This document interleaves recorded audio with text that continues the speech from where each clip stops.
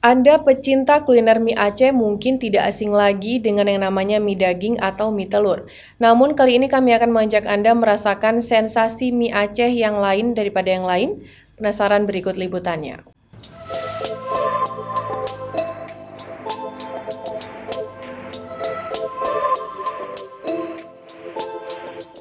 Aceh dikenal dengan beragam kekayaan kuliner yang bisa membuat siapa saja penikmatnya tergoda.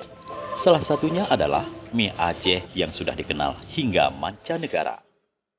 Mie Aceh biasanya dicampur dengan daging maupun telur.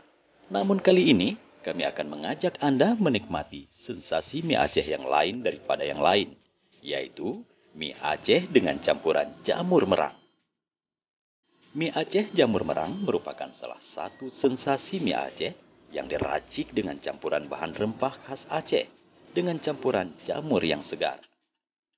Penjual mie Aceh jamur merang, Muhammad mengatakan, mie Aceh dengan campuran jamur merang ini bisa memberikan rasa manis pada mie itu sendiri.